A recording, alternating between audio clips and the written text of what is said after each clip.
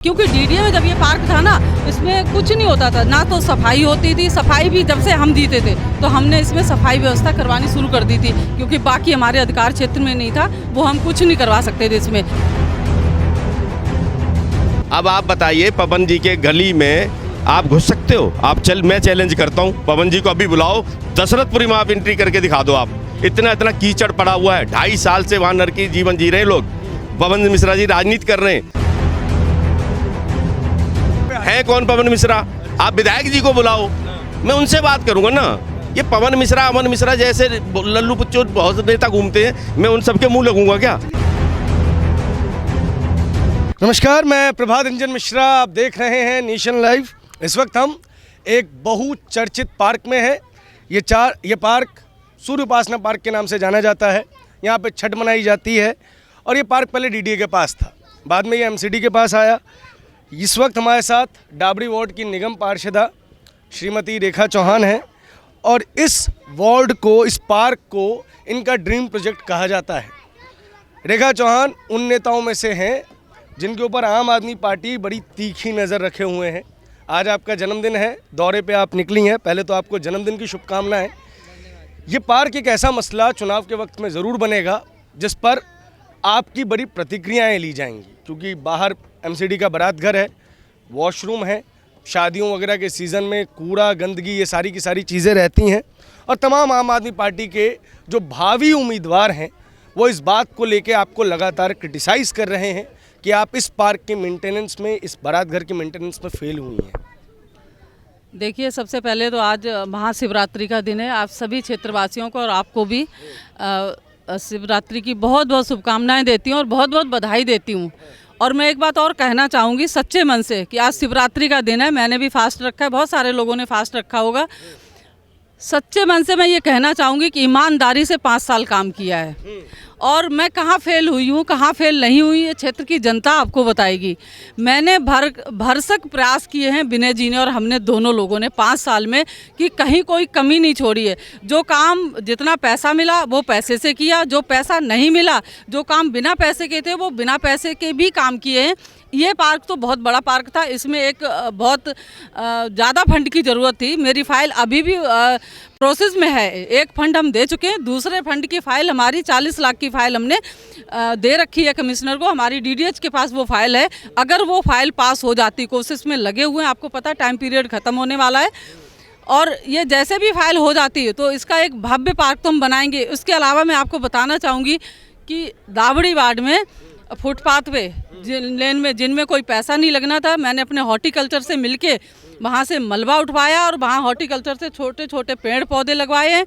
आपने देखा होगा वशिष्ठ पार्क में फुटपाथ के पीछे कम से कम 200 ट्रक मलबा उठवा के और वहाँ पे एक सुंदर पार्क बनवाया है। पहले तो जन्मदिन की आपको ढेरों शुभकामनाएं। Thank you. और हाँ, इसके बाद हम इस चीज़ के ऊपर आते हैं कि ये डीडीए से एमसीडी के पास आया है और इसी पे ना आपके ऊपर ये आरोप लगता है कि आपने ये जानबूझ के करवाया ताकि इस पार्क का सौंदर्यीकरण ना हो। क्योंकि जानबूझ के करवाया, उसका रीजन है क्योंकि डीडीए में जब ये पार्क था ना, इसमें कुछ नहीं होता था, ना तो सफाई होती थी। सफाई भी जब से हम जीते थे तो हमने इसमें सफाई व्यवस्था करवानी शुरू कर दी थी, क्योंकि बाकी हमारे अधिकार क्षेत्र में नहीं था, वो हम कुछ नहीं करवा सकते थे। इसमें एमसीडी में लेने का एक ही मकसद था कि इसको एक सुंदर पार्क बनाएंगे। डीडीए वालों के पास था, वो कुछ नहीं कर रहे, तो ना यहाँ कोई गार्ड होता था, ना यहाँ कोई व्यवस्था होती थी। यहाँ पे ये छठ पार्क बना, यहाँ पे पूजा होती थी। उस टाइम पे सारी साफ सफाई, रंगाई पुताई जब से हम जीते तब से हम ही करवा रहे थे। डीडीए जब कुछ करवा ही नहीं रही तो डीडीए को इसका लेने का कोई राइट ही नहीं था, इसलिए हमने एमसीडी में हैंड ओवर करवाया कि एक इसको क्षेत्र की जनता को एक बढ़िया पार्क बना के समर्पित करेंगे। मैं इस बात का घोर समर्थक हूँ कि जितनी भी अनऑथराइज्ड कॉलोनीज़ हैं या कॉलोनीज़ के अंदर जो भी पार्क हैं वो एमसीडी को हैंडओवर कर दी जाए, ताकि ये जो फुटबॉल की तरह जनप्रतिनिधि अपनी जिम्मेदारियों को एक पाले से दूसरे पाले में डालते हैं वो बंद हो सके। विनय जी, आप पे बहुत ज़्यादा आक्रमण हो रहे हैं। कहा जा रहा है कि पार्षद तो रेखा जी हैं, लेकिन पार्षदों के कार्य तो सारे आप कर रहे हैं, वो तो दिखती नहीं, सारे वक्त रोड पर आप दिखते हैं। पर्सनल अटैक्स बढ़ गए हैं चुनाव के समय में, क्या कहेंगे इस पर? देखिए, मैं इस विषय पर जानना नहीं चाहूँगा। कौन क्या कहता, मुझे परवाह नहीं है।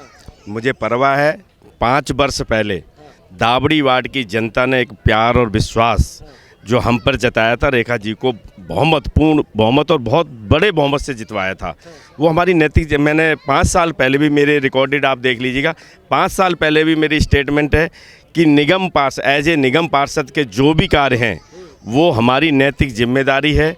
हम कोई भी किसी पे एहसान नहीं करते हैं कि कोई भी हम कार्य कर रहे हैं। तो रेखा जी को जो बहुमत दिया गया है वो इसीलिए दिया गया था कि इस क्षेत्र के विकास के लिए, इस क्षेत्र को सुंदर बनाने के लिए हम दोनों से इनके साथ एक फ्री मिला हुआ है। ये तो लोगों को जलन होनी चाहिए, होगी उसमें। +1 का ऑफर यहाँ भी चल, देखिएगा ना, रेखा जी अगर जो सिविक सेंटर जाती तो मैं क्षेत्र के लोगों की सेवा करता हूँ। हम दोनों मिलकर सेवा कर रहे हैं। 5 वर्ष मैंने, आप देखते हो इस एरिए को नरकी जीवन जीते थे लोग, कूड़ा नहीं उठता था, सफाइयाँ नहीं होती थी। और जब से हम 5 साल से दोनों लोग लगातार 3 महीने तो मैंने, रेखा जी ने, सुबह 6 बजे हम यहाँ आते थे झाड़ू वालों के साथ, यहाँ हाजिरियाँ लगवाते थे। बहुत बड़ा सिस्टम ख़राब था।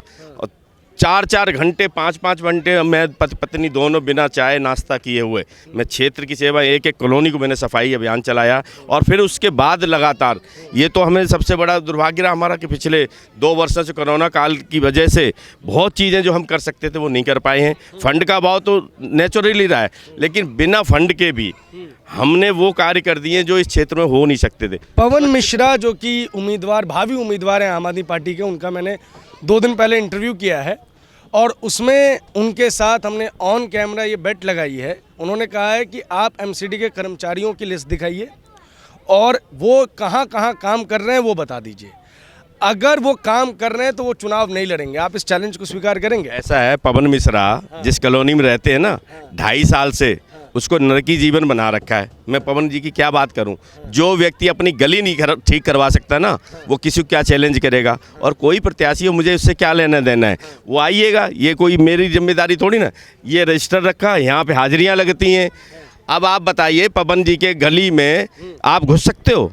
मैं चैलेंज करता हूँ, पवन जी को अभी बुलाओ, दशरथपुरी में आप एंट्री करके दिखा दो। आप इतना कीचड़ पड़ा हुआ है, 2.5 साल से वहाँ नरकी जीवन जी रहे हैं लोग। पवन मिश्रा जी राजनीति कर रहे हैं, शर्म आनी चाहिए ऐसे लोगों को। उंगली इतना गुस्सा क्यों आ जाता है? ऐसे लोगों पे गुस्सा पता क्यों आता है? इन्होंने जीवन सुबह ही भड़के हुए थे, 2 दिन पहले ही भड़के हुए थे। जीवन में मैं इसलिए गुस्सा करता हूँ, मैं ईमानदारी से वर्किंग कर रहा हूँ, ईमानदारी से काम कर रहा हूँ। ये झूठे बेईमान मक्कार, पहले इनकी काउंसलर थी, 10 साल रही, इस कॉलोनी का क्या हाल था। उसके बाद इनके विधायक रहे, 7 साल हो गए। एक काम बता दीजिएगा, जल बोर्ड के 2.5 साल से सीवर तोड़ के डाले हुए हैं, क्या उनकी नैतिक जिम्मेदारी नहीं कॉलोनी में लोग आ जा सकें? बच्चे वहाँ गिर रहे हैं। आप चलिएगा, मैं चैलेंज के साथ, अभी मैं उनको चैलेंज करता हूँ, आप भी उनको बुलाइए, हमें बुलाइए, मैं सारे चैलेंज स्वीकार करता हूँ। ठीक है, तो मैं उनको बुलाऊंगा, आप आएंगे ना? अभी बुला लो, मैं सारे चैलेंज, 5 वर्ष कोई भी दामन पे दाग पति पत्नी के नहीं लगा सकता। विनय चौहान वर्सेस पवन मिश्रा हम डिबेट ऑर्गेनाइज करें, आप आएंगे? अरे भैया, केजरीवाल को बुलाओ ना। अभी फिलहाल पवन मिश्रा पे है कौन? पवन मिश्रा। आप विधायक जी को बुलाओ, मैं उनसे बात करूंगा ना। ये पवन मिश्रा, अमन मिश्रा जैसे लल्लू पुच्चो बहुत नेता घूमते हैं, मैं उन सबके मुंह लगूंगा क्या? एक चीज और विनय जी, एक चीज और, 5 एक काम वो लोग बार बार आप कह रहे हैं कि आप अपने काम बताइए, आप अपने काम बताइए। आज मैं चाहता हूं कि कैमरे के माध्यम से आप अपने काम बता ही दीजिए। बता देते हैं। यहाँ पे आप यहाँ सब पूरा देखते हो, पूरे एरिया में नाले से लेके, जनक के सामने से लेके, अग्रवाल से लेके, जहाँ जहाँ कूड़े के ढेर होते थे, नाला आपने देखा, निकल नहीं सकते थे, दुर्गंध आती थी। दुर्गा पार्क में बहुत बड़ा खत्ता था, ये इसके पास खत्ता था अपना हॉस्पिटल के साथ। सबसे पहले तो स्वच्छ भारत अभियान, मोदी जी का सपना, उसमें पूरे बाढ़ को स्वच्छ बनाया है। कहीं आपको आज की डेट में जहाँ कूड़े के ढेर थे, जनक के सामने एक बहुत छोटा पार्क, जो नाले के ऊपर आप चले जाइए, अभी कितने बच्चे वहाँ बोल रहे हैं, अभी आप घूम के आइएगा, वहाँ भी हम जाएंगे, आप चलिएगा, वहाँ भी जाएंगे। उसके बाद आप चलिए अग्रवाल के पास, नाले के सर्विस लाइन के बीच में सड़ांध होती थी, 100 ट्रक मलबा, 100 ट्रक यहाँ, 100 ट्रक जहाँ पे वो निगम पार्षद इनके आम आदमी के मनोनीत हैं, उनके यहाँ भी पता कर लीजिएगा, उनके यहाँ से 100 ट्रक मलबा।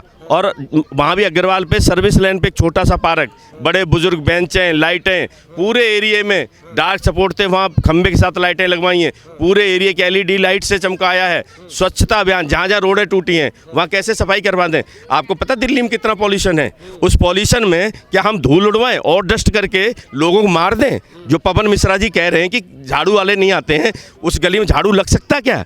जो रोडें टूटी हैं उनमें झाड़ू कैसे लगा सकते? हम लोगों घर में और कूड़ा मतलब डस्ट भेजें? ये समझदारी की कमी होती है। जो ऐसा बोलते हैं इनके नेताजी, पॉल्यूशन के नाम ऑड इवन चला देते हैं, कभी कुछ चला देते हैं।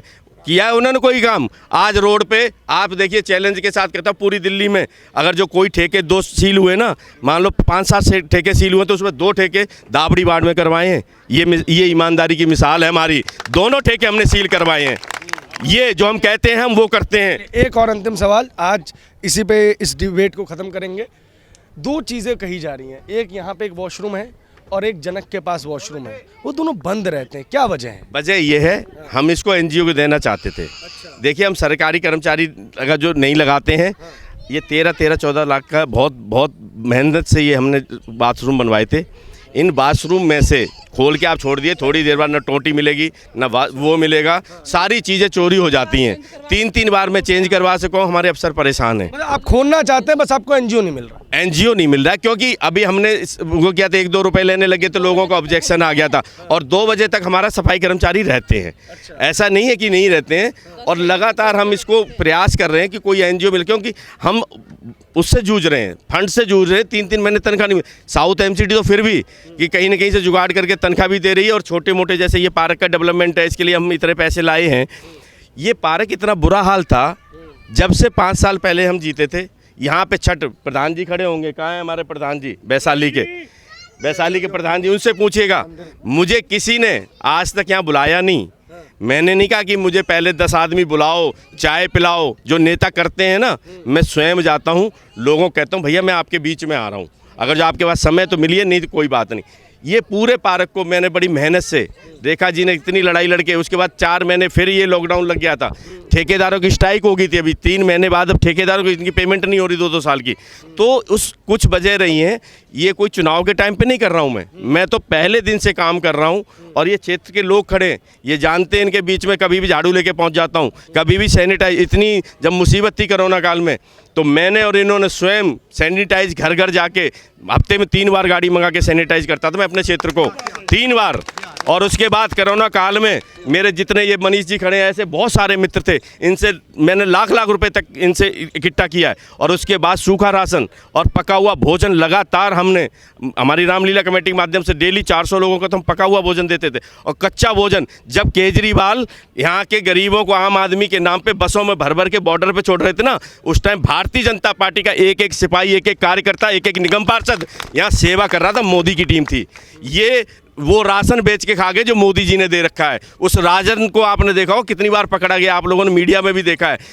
गला रहे थे शराब माफियों के लिए, उसमें पानी डाल डाल के उसको सड़ा रहे थे, सड़ा के शराब माफियों बेचना। आपने भी वो की हुई है वाइट। आप गए थे उस स्कूल में जहाँ भ्रष्टाचार हुआ, तो माताओं ने बोला था ना 4-4 बार पर्ची दे दी, लेकिन राशन नहीं मिल रहा था। वो क्या था? ये भ्रष्ट लोग हैं, ये दिल्ली को बर्बाद करे, पंजाब में चले गए मुफ्त देंगे। यहाँ बुजुर्ग खड़े हैं हमारे 60 साल से ऊपर की, जिनकी पेंशनें थी ना, जब से केजरीवाल जीता इसने बंद कर दी। गरीब आदमी का राशन कार्ड बंद कर दिया है। ये लोग झूठ के फ्री के नाम पे, मुझे नहीं लगता यहाँ अभी मनीष भाई हमारे भी फैक्ट्री चलाते, इनकी फैक्ट्री बंद हुई होगी, बंद रही है कोरोना काल में 1 साल। इनका बिल कितना बिल आया भैया? सच बोलना बंद चार्ज आया है ना? मैंने खुद रिपोर्ट। क्यों? कहाँ है बिजली फ्री? कहाँ है बिजली फ्री? फिक्स चार्ज को देखिए, कमर्शियल बिजली तो माफ करने को बोला भी नहीं था ना उन्होंने। घरों का आया। अरे भैया घरों का आया। छोटे दुकानदार चलो फैक्ट्री, किस बात का फिक्स चार्ज ले रहे हो आप? पहले तो नहीं लगता था। आप फिक्स चार्ज ले रहे हो, जो बिजनेस नहीं कर रहा, जिसका काम धंधा बंद है, उससे आपने लाखों रुपए की बिल लिए। आप कहते बिजली फ्री रखी है। पानी के बिल आज कमी चाहिए, चले जाइए, कोई भी कहता भाई साहब मेरा 20,000 का आ गया, मेरा 22,000 का आ गया, पानी के बिल आ रहे। या तो ये षड्यंत्र है, चुनाव आ रहा है MCD का, ये बहुत तेज आदमी है, दिल्ली को किस तरह से लूटना इसको ये पता। या तो बिल ये सब भरेंगे, नहीं तो उसकी एक चाल भी हो सकती, गलत बिल भेज के लोगों डरा के, और एक घोषणा करेगा पानी के सारे बिल माफ़। अच्छा, वोट बहुत लेने बहुत के लिए- शुक्रिया विनय जी वोट हमसे लेने बात के करने के लिए।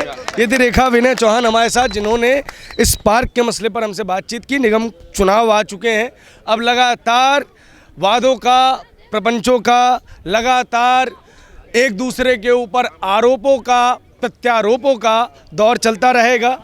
राजनीति है, राजनीति का महापर्व है, इसमें कौन बाजी मारेगा ये नेशन लाइव आपको लगातार बताता रहेगा। कैमरे के पीछे रोहित, आप देख रहे हैं नेशन लाइव।